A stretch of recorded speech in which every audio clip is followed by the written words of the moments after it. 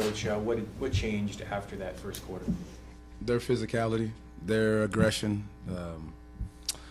They turned up the heat on us. We turned it over. We didn't respond very well to their aggression.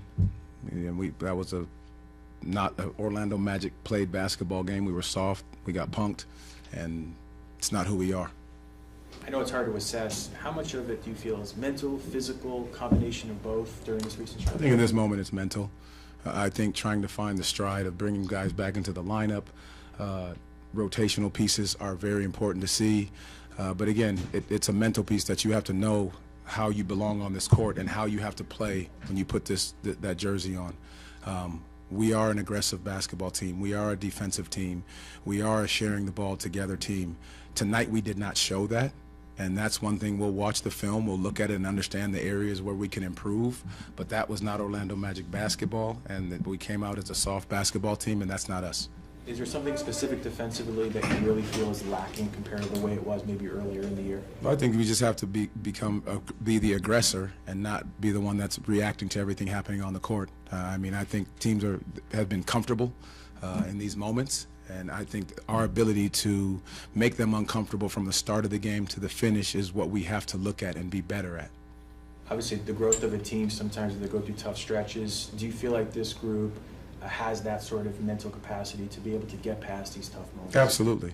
This group definitely has the mental capacity. It has the togetherness, and it has the bond that understands exactly what we'll get out of this. And it's not fun to go through. It doesn't look good. It doesn't feel good to get your butt kicked by a team twice that you knew exactly what they were going to do. And it's more of a mental understanding the game plan piece that you've got to bounce yourself out of. But this is a group that will bounce out of it, bounce back, and then as we continue to gain a rhythm and momentum going forward, we're going to be okay. But we've got to take a hard look in the mirror in a situation like this and understand exactly what we need to do to get out of that. Cole, what changed after that first quarter? I think as a unit, we just we saw kind of a few possessions, whether it was offensively or defensively, not go our way, and I think that we kind of started being a little tentative, second-guessing ourselves, not being as aggressive, not being as sure with all of our movements. And so when there was it looked like there was doubt, and we were just kind of hesitant on everything we wanted to do on the defensive and offensive side. And so they just, honestly, it turned into them just punking us. That's what it felt like. In this recent stretch, do you feel like it's more mental, physical, some combination of both? I don't know how you could assess that. We obviously know it. We're capable of winning games like this. We gotta stay locked for 48. I think that we have some mental lapses where, we're not playing bad. We might be down a few, but then mentally we just feel as a unit we have the weight of the world on our shoulders, and just it becomes a lot worse when you start thinking about it. When the shots aren't falling. They're hitting shots. All of a sudden it's like, oh, what are we doing? And then everyone's you start playing uptight. Everyone's frustrated. We're like, dang, this shouldn't be happening. I know we're better than this, and it's just kind of what it felt like tonight.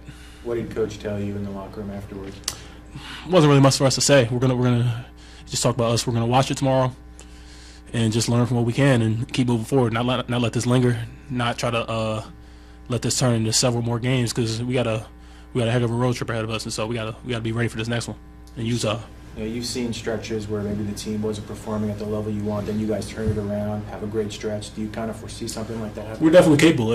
I think we all know at some point the tide's going to change.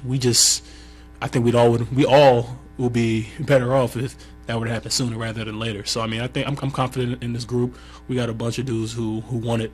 It's not like we about to just take this, just let this happen. We're not about to keep letting teams punk us like this. So it's going to change soon. As one of the players that's been with the team, one of the longest, what do you tell the others to make second longest tender player? Second longest, yeah. What do you tell your teammates so that they don't get discouraged going forward?